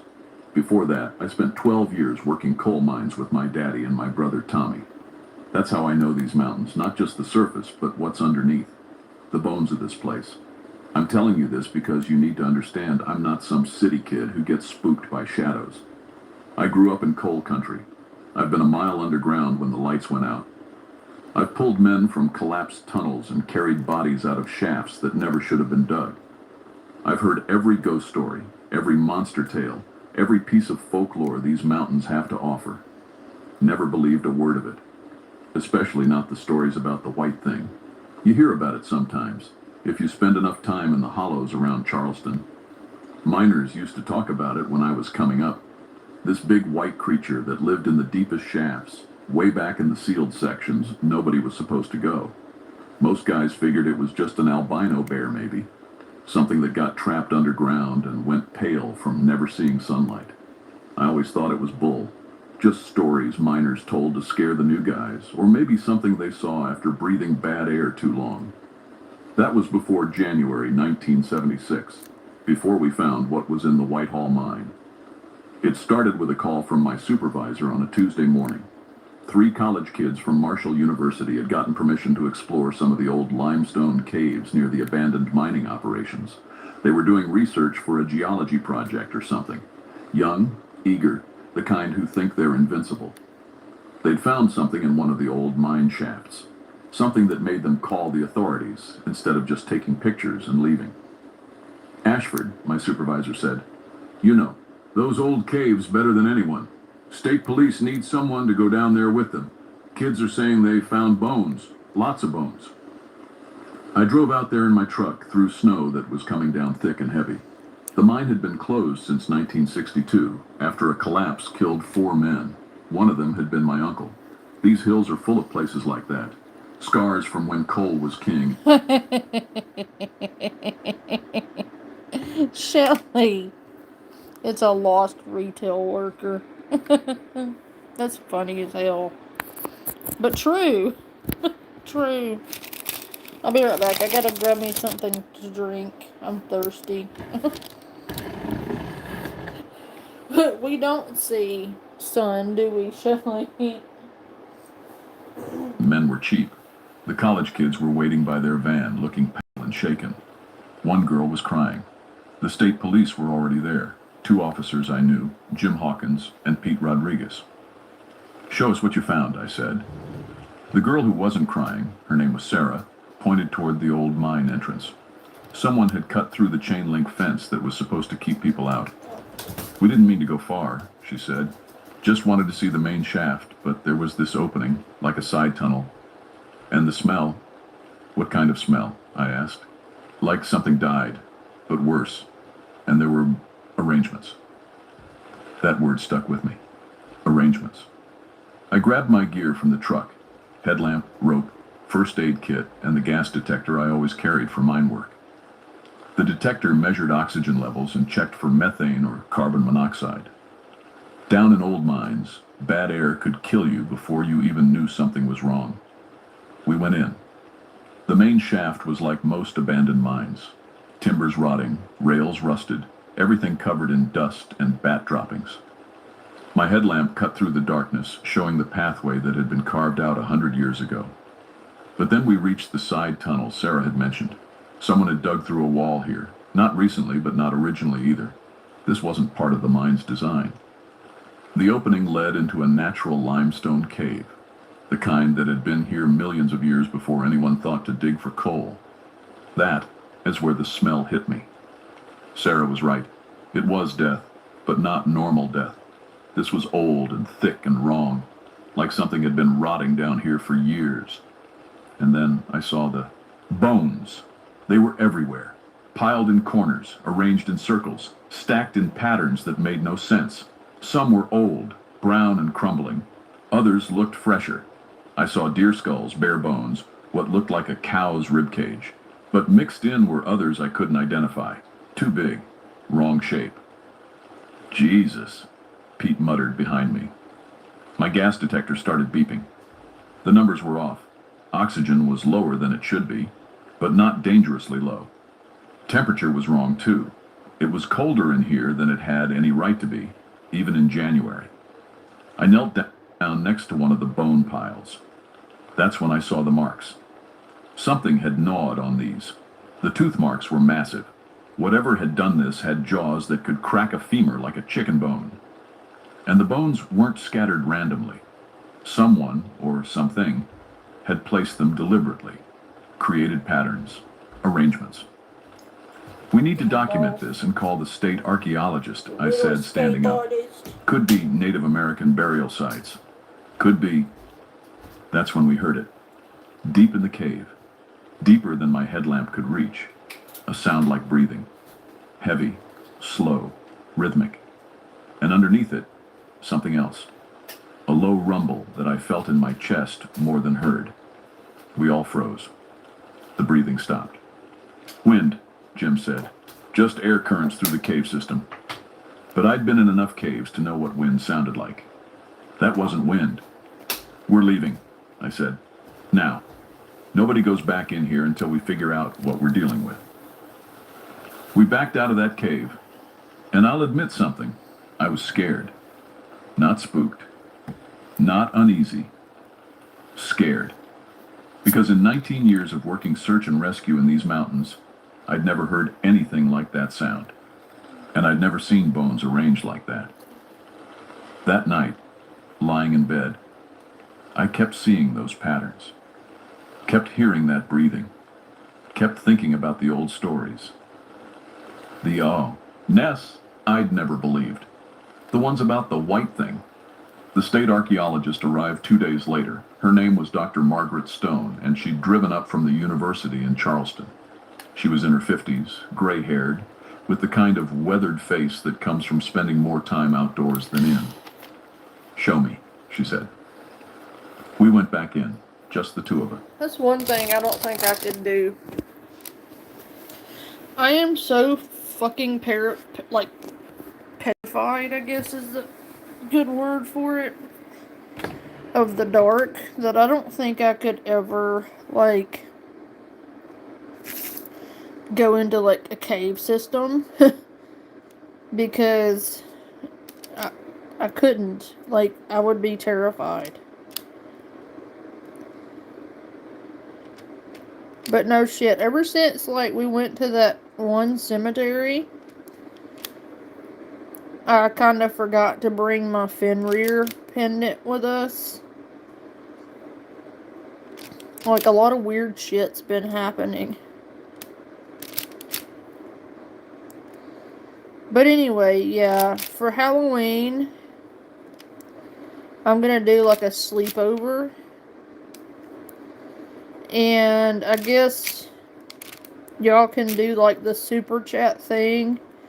Or the number one gifter if it's free. Only if it's free to do like the gym thing. Or the number one commenter or whatever gets to pick.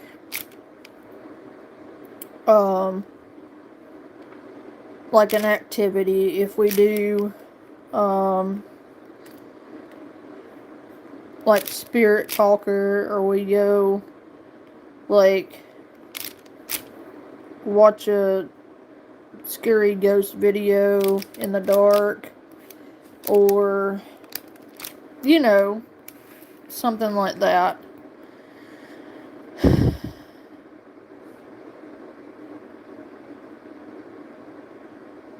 Yeah, we can do that.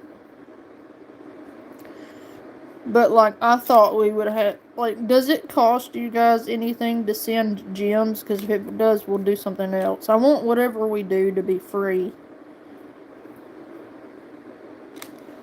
Because, like, I know people be broke nowadays. And, if I do make any, like, super chats or anything, I'll send it to, like, Ringtail Rescue. Or let you guys pick the charity. We could do a charity event for Halloween. Somebody sent me like 100 of them earlier. And I don't think they... I'm not sure if they cost anything to send.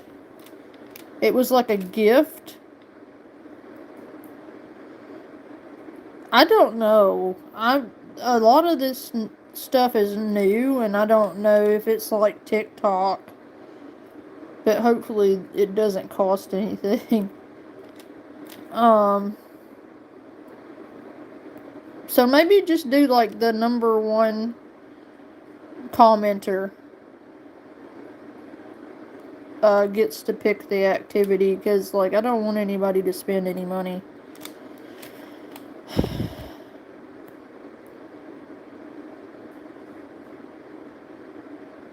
Oh, thank you, Elmer. Yeah, something like that, Shelly. Whatever it is, I want it to be free. Because, like, I just want to have a good time. I'm trying to brainstorm to see, you know, what I could do to keep up. That's the only reason I said super chats. But I'm like, no, not super chats. Because you have to pay for super chats. So we can't do that. And I'm not sure if the gift thing costs money or not. Like the gems. But if they do, we can't do that either. Because, again, I don't want it to cost anything. I just want to have fun. I'm just trying to think of a way to keep up with it. So I know, you know, who gets to pick the activity.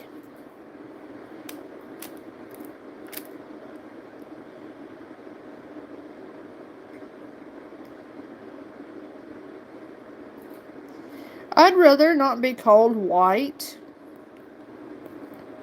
I am more than my race. And I don't know that I classify as white. I have a lot of Irish, German. I have a wee bit of Cherokee. Very little bit of Cherokee in me.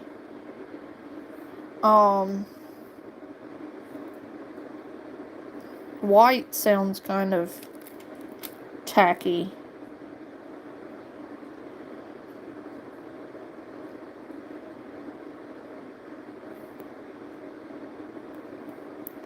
And I'd like to be defined by more than what color my skin happens to be.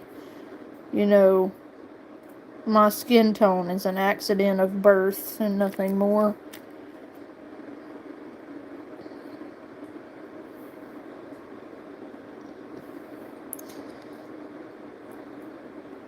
And I'm not trying to get all political or anything.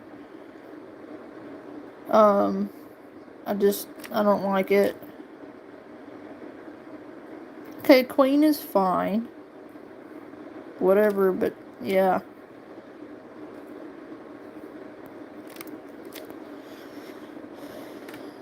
Calling me a white queen kind of sounds a little white supremacist, and I'm not really into that.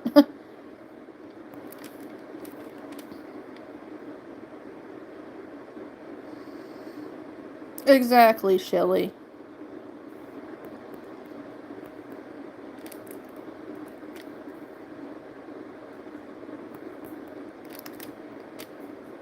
Thank you. That's very well worded.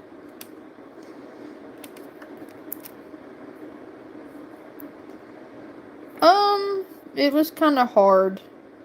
Today was kind of hard. I can't really say too much, but what I can say is dipshit has fired yet another attorney. He's trying to get declared incompetent, which he's not. He's just trying to manipulate the court system. And frankly, he's making a mockery of our justice system. But so they had to postpone the trial yet again because somebody is playing games with the justice system. I think he's fired somewhere around 25 or 30 attorneys at this point, and I don't know how very many more there even are of them for him to fire. Like, I think he's reached the bottom of the public defender pool, because I don't know that there is any more public defenders for him to go through.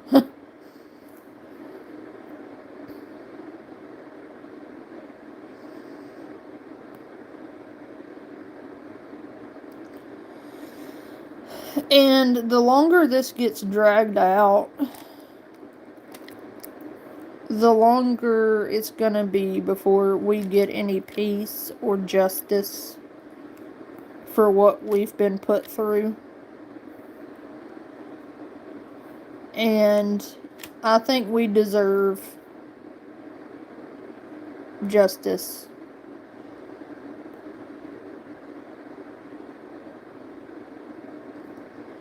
It's been a bad year. A good year for one reason is that me and the littles are free. In one respect, he did get stripped of his parental rights. But as for justice for what he's done, I haven't seen any. I'm supposed to be there for the big trial by no choice of my own, but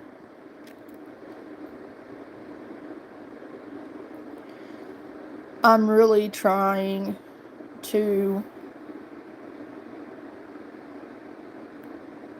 find peace, which is why I'm even up this late at night. When I have to work in the morning, I can't sleep. The hearing was today, and every other day I'm getting messaged or called by the DA's office or somebody else trying to tell me how dangerous he is and how I should be afraid if they turn him loose. And I'm like, I am well aware of how dangerous he is, lest you forget who I am and what happened to me. It's like they've forgotten that I already know how dangerous he is because of first-hand experience. I know how manipulative and dangerous he is. Trust me, I know. It's you lot that don't seem to understand it. While you're sitting there telling me this, I get it. But what you're not doing is holding him accountable.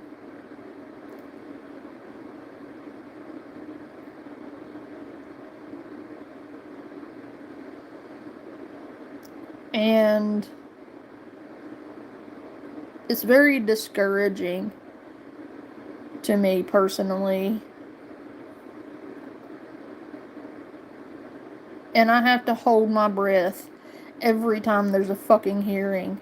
Because I have to think, what if they turn him loose?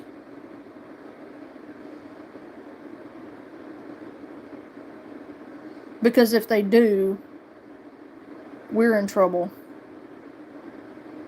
Bad trouble. Like, go into hiding trouble.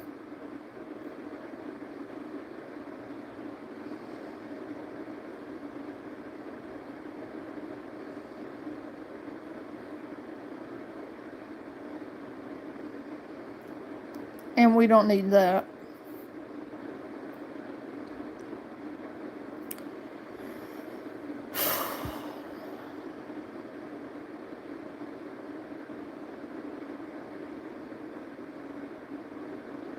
It's been rough. And, I don't know what else to say.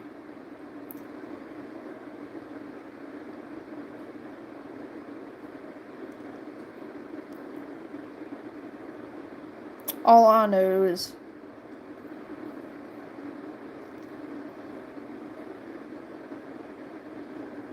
I've managed to come this far.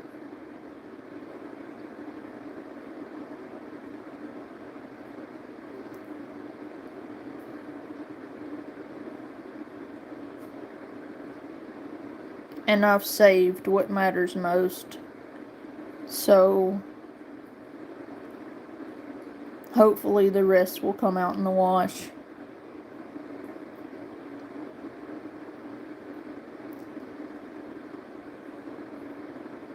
But I'm really, really scared.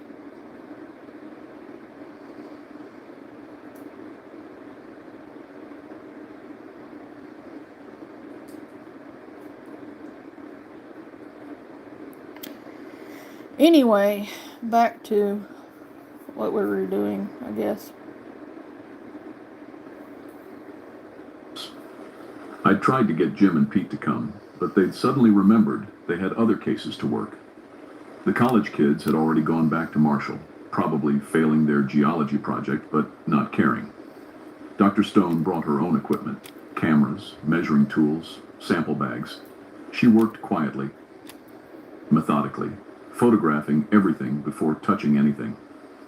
"These arrangements," she said finally, "they're not Native American. Wrong style, wrong materials. And some of these bones, Robert, come look at this." She was holding up what looked like a rib bone, but it was huge, bigger than anything I'd ever seen.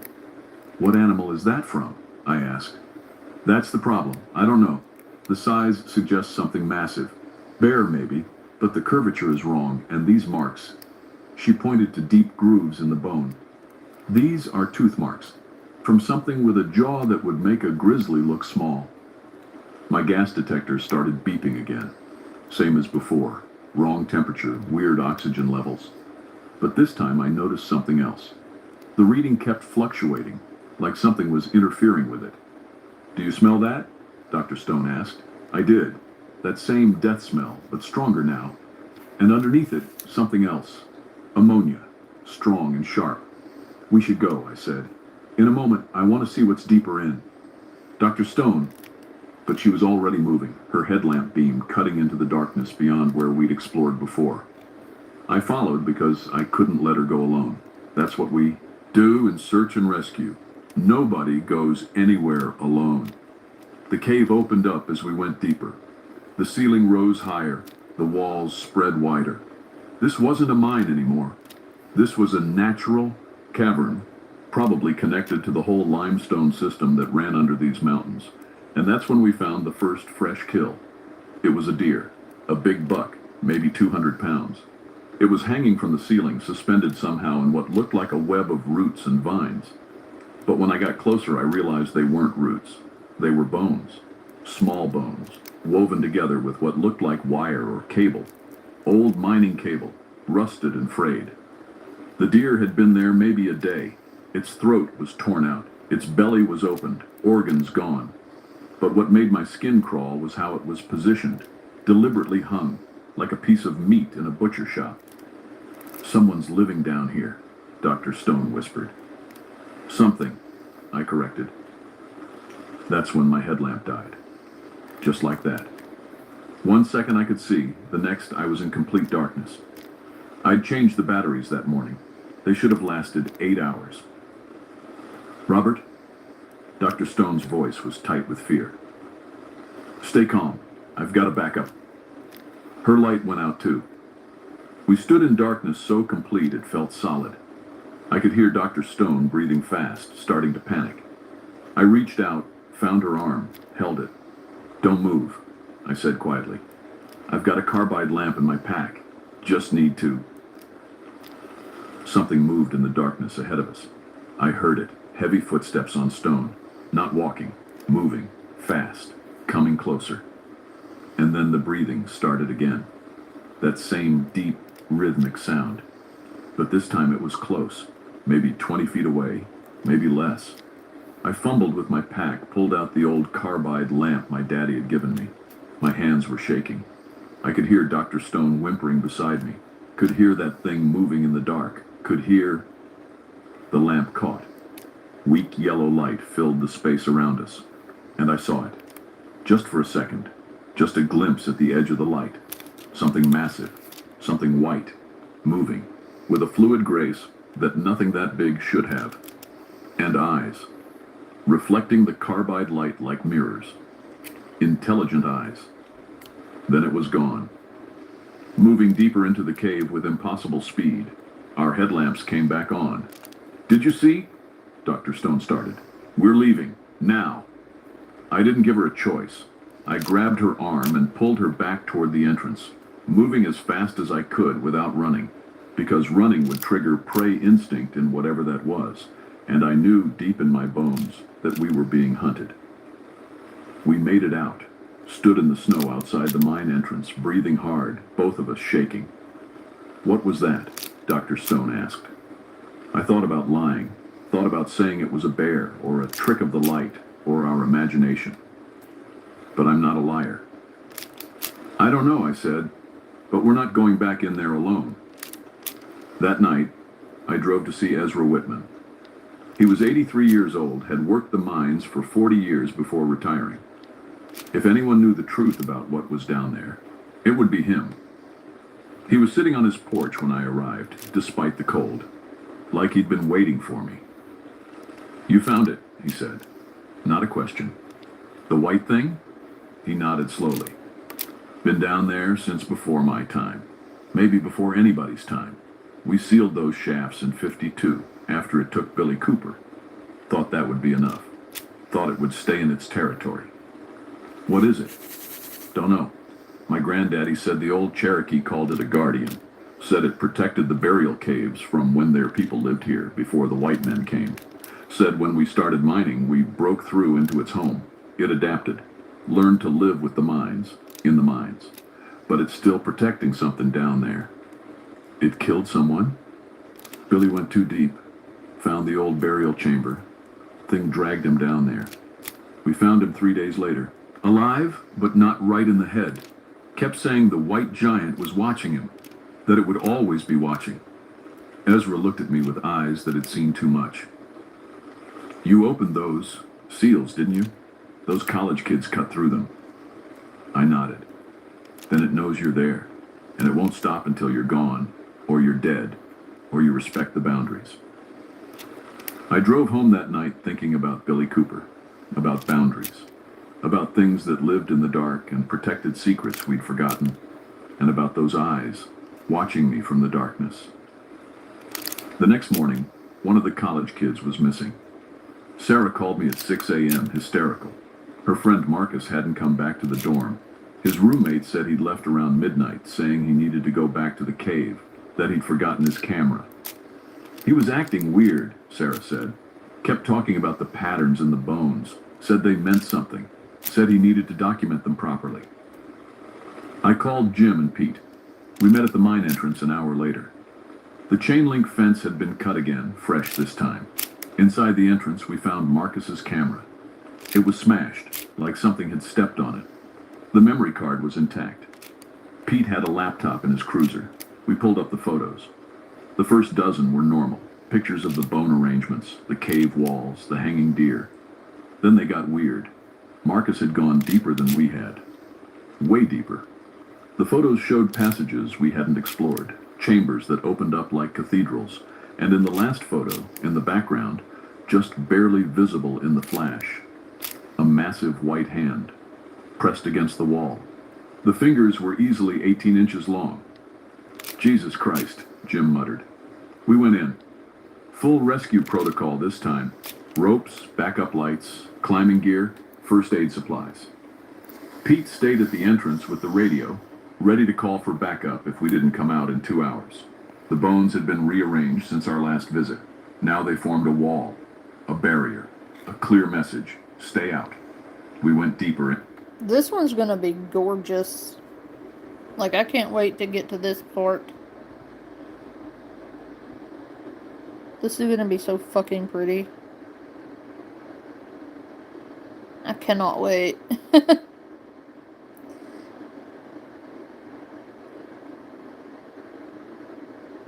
It's gonna be so pretty. Hey, Charlene.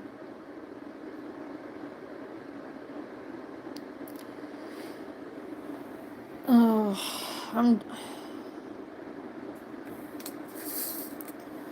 just, yeah.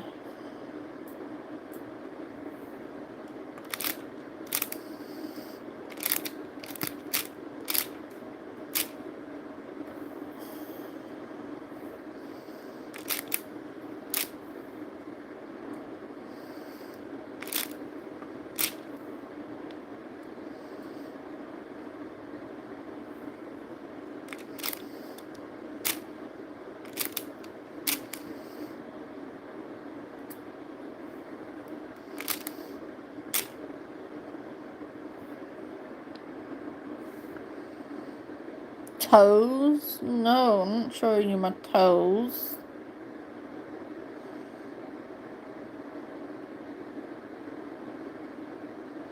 Oh, nice.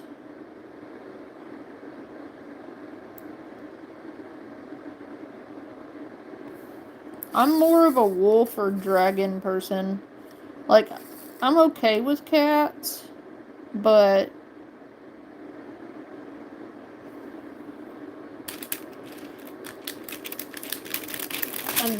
I don't know. I'm partial to wolves, I guess. But this is going to be a beautiful picture when it's done.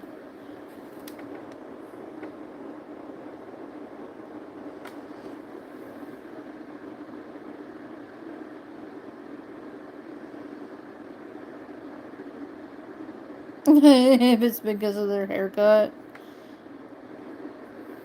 Listen, never underestimate a bad haircut. I've been there, trust me. The bad haircuts are nothing to joke about.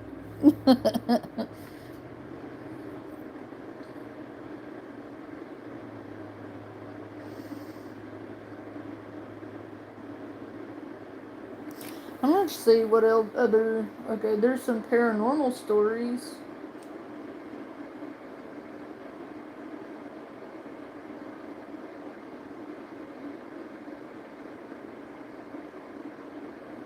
There we go.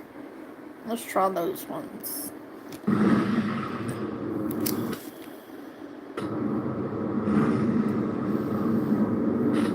Voices in the vent. Footsteps in an empty attic. Paranormal M connects the dots others ignore. Subscribe and see the full picture. If you can, Ghostlight on the Sunroom. This house has honestly been in my family for as long as I can remember. Since I was a baby, really. The place I'm living in now used to belong to my pawpaw Joe, my mom's dad. It was even the house he grew up in, and he handed it down to me and my husband in April of 2020. Keep in mind, I've always been close to pawpaw Joe.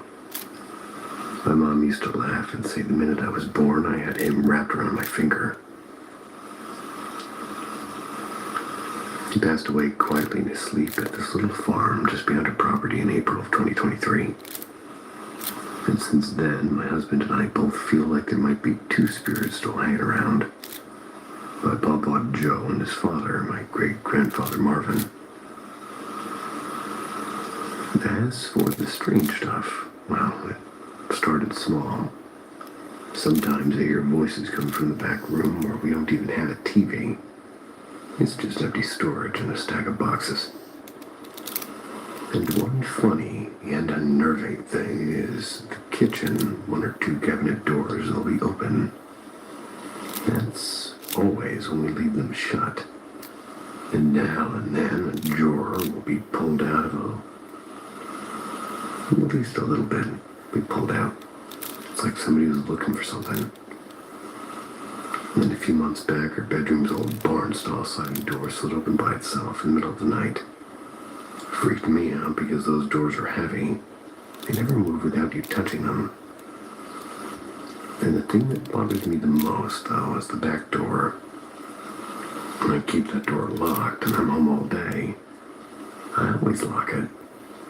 But sometimes I come by and it's unlocked, and my husband has even come home to find it ajar when I'm not there. He says he thinks it's Pawpaw Joe checking in on us. And the sweetest and strangest one are ghost cats. Back in August, 3 of our boy cats, they died unexpectedly. And every now and then I still hear a faint meow from the little sunroom where they used to nap together. It's soft, like the house is remembering them. Some nights it's the creepiest thing, and other nights it's the most comforting. By the way, this house feels full of people and pets who don't quite want to leave. Sounds good to me.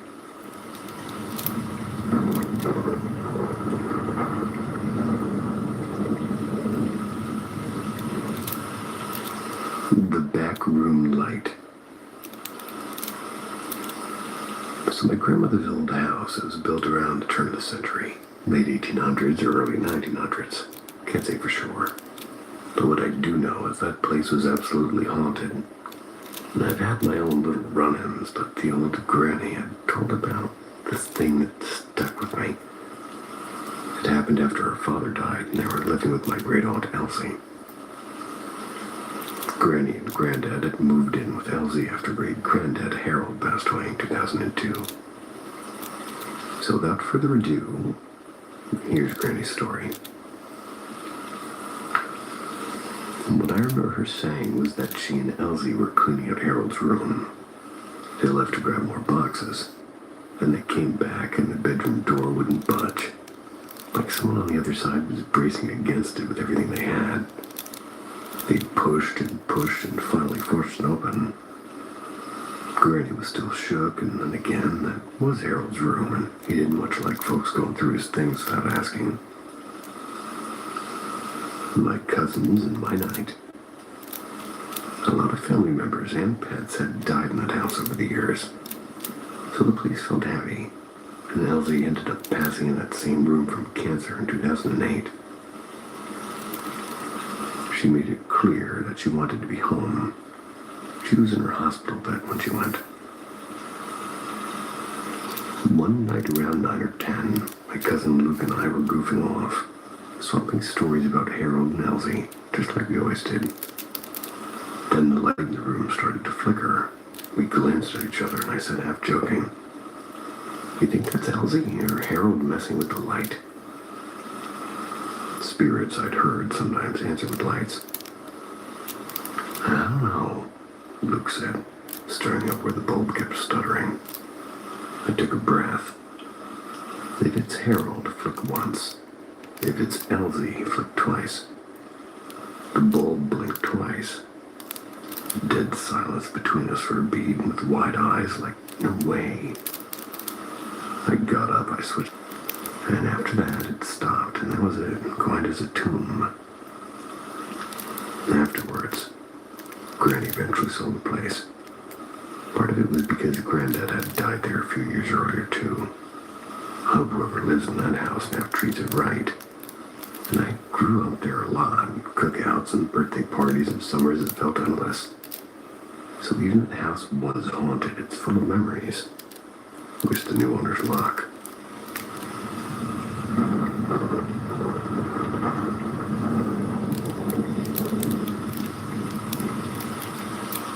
The Night Walkers on Morrow Lane.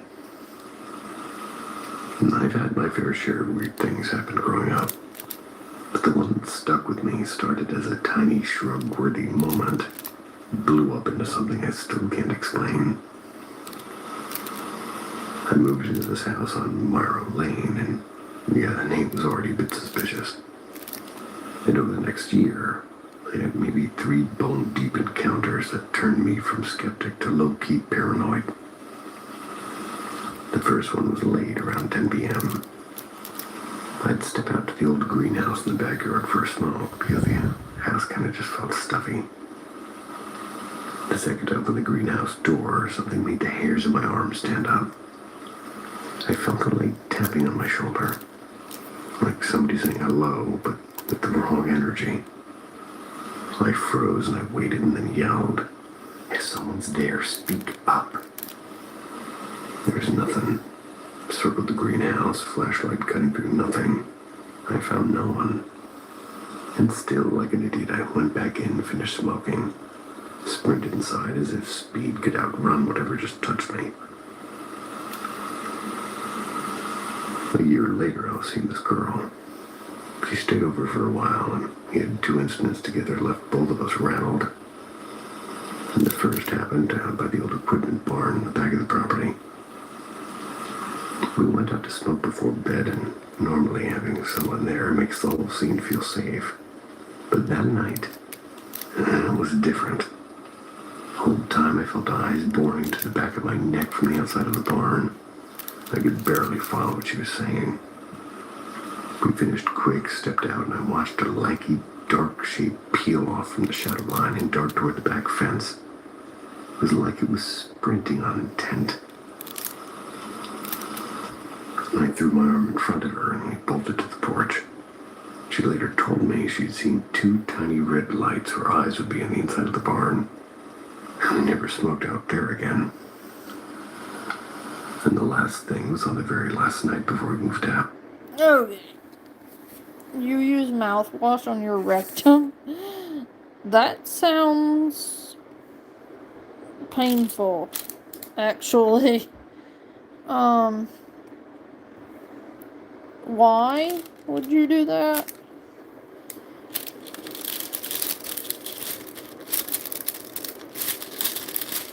I don't understand why you would ever do that. It doesn't seem like something you should do. I'm just gonna throw that out there, because you probably shouldn't be using mouthwash on your, well, you know, yeah.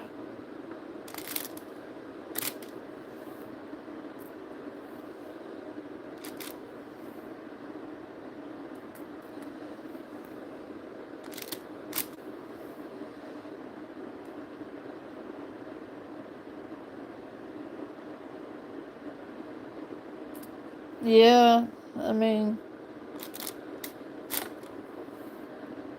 that was probably terrifying.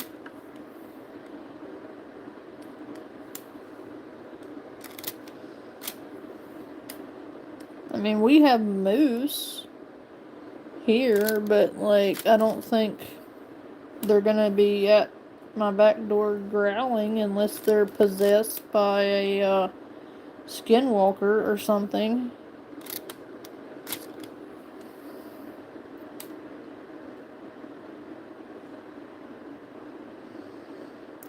Hey, take a seat. Yeah, I don't think you need to put alcohol, like, mouthwash in your rectum, though. I don't advise cleaning your booty hole with mouthwash. It just does not sound good.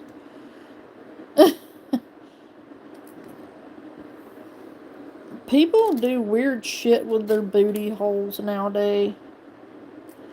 Like, what happened to the good old days where people just used their booty hole for one thing?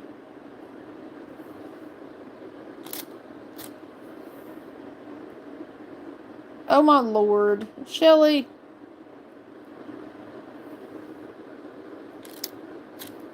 I guess minty fresh breaths.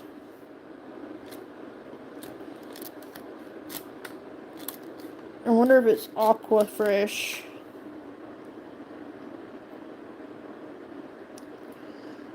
Especially with Listerine. Y'all are... I swear to God. Maybe I should leave God out of this conversation, but still.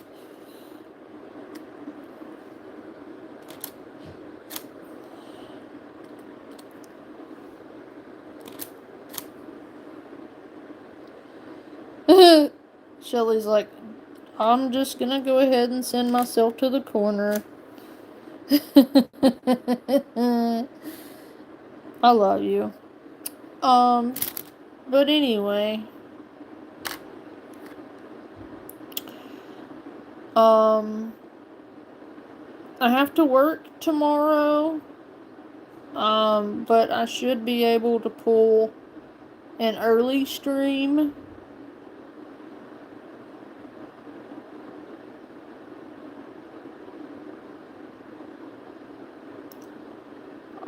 I want to say around 7.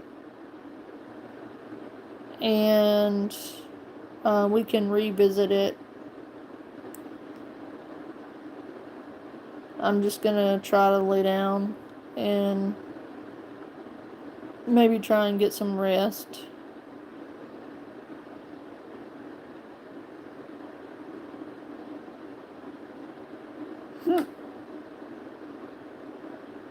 I know I'm probably not gonna be able to, but